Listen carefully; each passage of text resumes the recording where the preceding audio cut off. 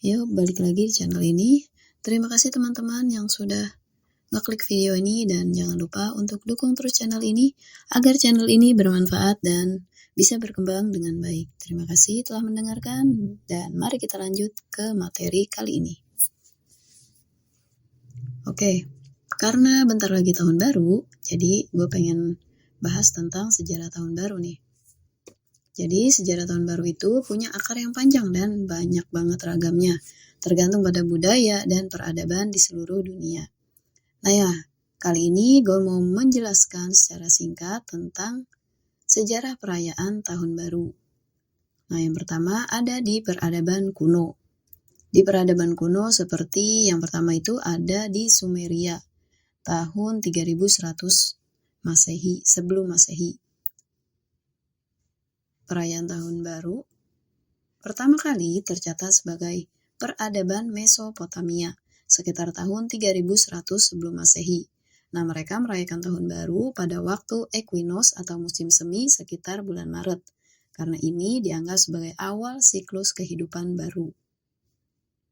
Nah, kemudian ada lagi di Mesir kuno. Orang Mesir biasanya merayakan tahun baru berdasarkan siklus sungai Nil. Nah, tahun baru mereka ini biasanya bertepatan dengan banjir tahunan sungai yang membawa kesuburan bagi ladang pertanian mereka. Jadi kalau sungai Nil banjir, berarti itu adalah tanda kalau tahun mereka sudah baru tuh. Jadinya, kenapa? Karena kalau misalnya airnya itu banjir mengenangi ladang pertanian mereka, berarti kan ada kehidupan baru, ada ladang pertanian mereka itu memang ditandai adanya mulainya tahun yang baru. Kemudian di Babilonia.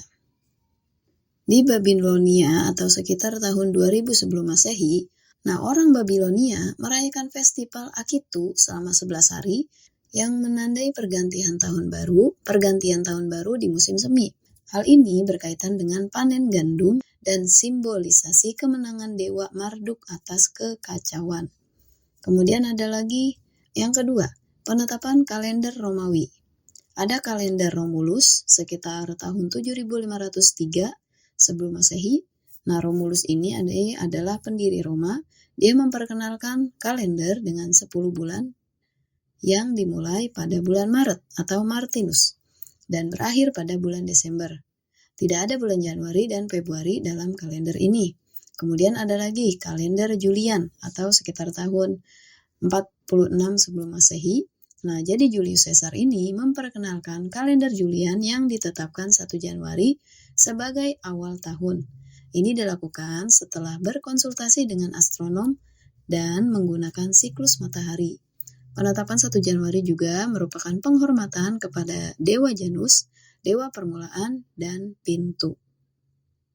Kemudian ada lagi tahun baru dalam tradisi Kristen. Nah, tahun baru dalam tradisi Kristen, pada abad pertengahan, Gereja Katolik mengubah perayaan tahun baru ke tanggal 25 Desember atau Natal ya kan, atau 25 Maret pemberitaan kepada Maria.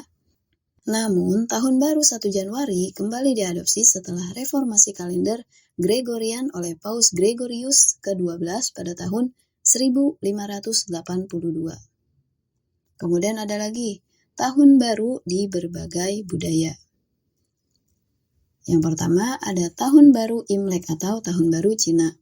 Nah, perayaan ini berdasarkan kalender lunisolar dan biasanya jatuh antara tanggal 21 Januari sampai 20 Februari.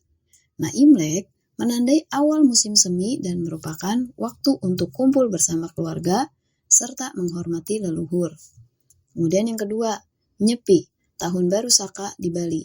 Di Indonesia, umat Hindu merayakan Nyepi sebagai tahun baru dengan hari penuh keheningan, refleksi, dan doa. Nah, ada lagi tahun baru Islam atau tahun baru Hijriah. Tahun baru Islam ini berdasarkan kalender lunar dan dimulai pada tanggal 1 Muharram yang memperingati hijrah Nabi Muhammad dari Mekah ke Madinah.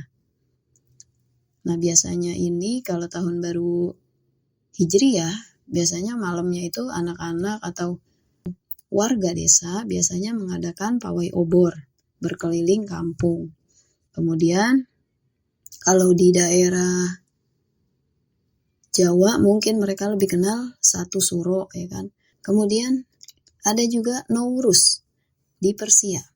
Nowruz itu tahun baru Persia, dirayakan pada equinox musim semi, sekitar 21 Maret, yang melambangkan pembaruan kehidupan. Nah, kemudian yang kelima, perayaan Tahun Baru Modern. Perayaan modern Tahun Baru mulai populer pada abad ke-19 dengan tradisi kayak kembang api, pesta malam, terus resolusi tahun baru itu seperti apa, dan lain sebagainya. Nah, tradisi ini menyebar ke seluruh dunia nih, terutama di negara-negara yang memakai kalender Gregorian. Nah, apa sih maknanya? Tahun baru ini secara universal melambangkan awal yang baru, harapan yang baru, refleksi atau pencapaian di masa lalu. Jadi buat kalian yang mungkin di masa lalunya sudah pencapaian kalian masih setengahnya, mungkin di tahun yang baru kalian bisa berharap agar pencapaian kalian bisa lebih baik lagi di tahun yang baru ini. Dan semua harapan kalian yang kalian inginkan semoga bisa tercapai. Semoga di tahun baru ini kita juga semua dapat menjadi manusia yang lebih baik lagi. Seperti itu. Nah, di berbagai budaya memiliki cara unik untuk merayakannya, tetapi semua berbagi semangat yang sama untuk menyambut perubahan dan harapan yang lebih baik. Jadi, apa resolusimu untuk tahun 2025 yang akan datang? Yuk komen di bawah dan jangan lupa untuk klik tombol subscribe-nya bagi yang belum subscribe channel ini. Terima kasih dan selamat tahun baru semua.